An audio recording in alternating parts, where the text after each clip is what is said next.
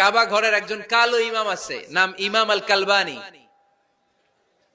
দেখছেন এই ইমামরা আপনারা? উনি লন্ডনে একটা ইন্টারভিউতে বলেছেন, আমার মায়ের বদদোয়া আমাকে কাবা ঘরের ইমাম বানিয়েছে।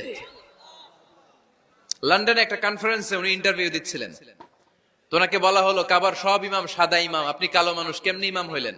উনি বললেন, আমার মায়ের বদদোয়া আজকে আমাকে কাবা ঘরের ইমাম বানিয়েছে। উনি বললেন, আমি ছোট্টবেলা অনেক বদের হাট দিছিলাম, আমার মতো দুষ্ট আমার এলাকায় কোনো ছেলে ছিল না। মানুষের গালাগালি, মারামারি, দুষ্টামি, ভাঙচুর, চেঁচামেচি, চিৎকার, বিশৃঙ্খলা আমার মতো কেউ বেশি করতে পারতো না। কিন্তু আমার মা ছিল অনেক বড় আল্লাহওয়ালা। আমার মা জানতেন আল্লাহর কাছে দোয়া করার কত বড় পাওয়ার। আমার মা যখন আমার উপর রেগে যেতেন, আমার মা জানতেন রাগের মাথায় বদদোয়া দিলে বদদোয়া কবুল হয়ে যাবে। এজন্য যখনই আমি বেশি দুষ্টামি শুরু করে দিতাম, আমার মা রেগে আমারে বদদোয়া দিয়ে বলতেন, আল্লাহ তোরে হেদায়েত দেখ, আল্লাহ তোরে কাবা ঘরের ইমাম বানায় দে। মা যখন রেগে যেতেন, রেগে মেগে উনি সব সময় বলতেন, আল্লাহ তোরে হেদায়েত দেখ, তোরে কাবার ইমাম বানায় দেখ। রাগে রাগে ভালো দোয়া করতেন। সুবহানাল্লাহ কইতে বললেন না? আপনারাও আপনাদের ছেলে মেয়েদের জন্য একটা ভালো দোয়া সেট করে নেবেন। রাগ আসলে ওই দোয়াটা করবেন, ওইটার উপরে ঝাল মিটাবেন, রাগ মেটাবেন ওইটার উপর। পারা যাবে? পারা যাবে? 12 নাম্বার, ছেলে মেয়েদের সাথে খেলাধুলা করবেন। ছেলে মেয়েদেরকে নিয়ে খেলাধুলা করেন, কে কে দেখি। ঘরে খেলবেন, বাগানে গেলে খেলবেন, ছোট্ট বল নিয়ে আপনি দিবেন আপনার ছেলের হাতে, ছেলে দিবে আপনার হাতে। খেলাধুলার দরকার আছে না? আল্লাহ রাসূল সাল্লাল্লাহু আলাইহি ওয়াসাল্লাম বনুল আব্বাস চাচাতো ভাইগুলোর এক জায়গায় এক লাইনে দাঁড় করাইতো আর বলতো, মান সাবাকা ইলাইয়া ফালাহু কাযা ওয়া কাযা, যে দৌড়ে এসে আমারে ধরতে পারবি তার এই পুরস্কার দিব।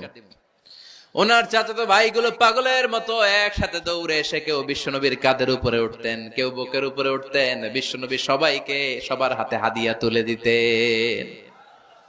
বিশ্বনবী নিজের কলিজার টুকরা কন্যা ফাতেমা রাদিয়াল্লাহু তাআলা আনহার 2 সন্তান হাসান আর হুসাইনকে নিয়ে সব সময় খেলতেন। পড়েন সুবহানাল্লাহ। হাসান আর হুসাইন রাদিয়াল্লাহু তাআলা আনহুমা বিশ্বনবীকে ঘোড়া বানিয়ে খেলতেন। ঘোড়া হতো কে? সবাই বলতে হবে, ঘোড়া হতো কে? আর ঘোড়সাওয়ার কে? হাসান আর হুসাইন। বিশ্বনবীরে ঘোড়া বানায় এরা কান্দে উঠতো। আর বিশ্বনবী বাবরি চুল রাখতেন, ওই বাবরি চুল ধরে এরকম ঘোড়া ঘোড়া খেলতো। সুবহানাল্লাহ পড়বেন না? মনে থাকবে বাচ্চাদের সাথে খেলাধুলা। 13 নাম্বার, কঠিন কঠিন ইবাদত গুলো বাচ্চাদেরকে ঘরে প্র্যাকটিস করাবেন। যেমন রমাদানের রোজা যদি রাখতে চায় রাখতে দিন। এই যে এপ্রিলে আসতেছে রোজা, অনেকে কে হুজুর পারবে না, ছেলে কয় পারুম, বাবা কয় পারবে না। টিভিতে আমাকে অনেক জায়গায় লাইভ প্রশ্ন করেছে যে হুজুর আম্মু আমাকে রাখতে দেয় না, আমার রাখতে মনে হচ্ছে, আমি কি করব? আমি বলছি তুমি রাইখা ফেলবা। একদিন 2 দিন না খেয়ে থাকলে কোনো বাচ্চা মরে না মিয়া, মরবে? ওর যে স্পিরিটটা আছে এটাকে ইসলামের পক্ষে কাজে লাগান। ও রাখতে চায়, আপনি বাচ্চা দেন কেন? বাচ্চা দেবেন না। আমি যখন খুব ছোট, আমিও রোজা রাখার জন্য জোর করতাম, খুব জোর করতাম। তো আমার দাদি আমারে শিখাই দিত। আমি যখন স্কুলে যেতাম বলতো যে তোর রোজা রাখা লাগবে না, সারাদিন একটা কাজ করবি, তুই সকাল থেকে দুপুর 12টা পর্যন্ত না খেয়ে থাকলে অর্ধেক রোজা, 12টার দিকে আইসা ইফতারি করবি। তো আমার স্কুল ছুটি হইতো 12টায়, আমি 12টার দিকে আইসা ইফতারি করে ফেলতাম। তো আমার অর্ধেক রোজা হয়েছে। এরপরের দিন আবার 12টার দিকে উনি দাদি বুঝাইতেন যে তোর 2 অর্ধেক মিলে 1 রোজা, এই পুরা রমজানে তুই রাখবি 15টা রোজা। এরকম বুদ্ধি আছে না নাই? একেবারে ছোট্ট যারা যারা রাখলে আসলেই ক্ষতি হতে পারে, এদেরকে এইভাবে বুঝাবেন যে অর্ধেক অর্ধেক 2 অর্ধেক মিলে একটা হবে। এরপর একটু বড় হলে রাখতে চাইলে রাখার সুযোগ দিবেন। ছোট বাচ্চা, যে বাচ্চার আমল নামায় এখনো শুরু হয় নাই, যত নেক আমল করবে সব বাবা মার আমল নামায় তুলে দেয় কে? এজন্য অভ্যাস করেন। ডিসেম্বরে যখন স্কুল ছুটি দেয়, ফ্যামিলির সবাই মিলে রাতে ওঠেন, রাত 4টার দিকে তাহাজ্জুদের প্রোগ্রাম হবে। আপনি ইমাম, পেছনে থাকবে আপনার ছেলে, একেবারে শেষ কাতারে আপনার স্ত্রী আর আপনার মেয়েরা। পারা যাবে? আওয়াজ করে বলতে হবে ইনশাআল্লাহ। 14 নাম্বার, ছেলে মেয়েদেরকে ভালো ভালো নামে ডাকেন। বিশ্বনবী সহ অন্যান্য সব নবীরা ছেলে মেয়েদেরকে যখন ডাকতেন আদর করে ডাকতেন ইয়া বুনাইয়া।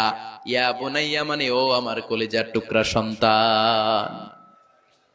ইয়া বুনাইয়া, হে আমার কলিজার টুকরা সন্তান।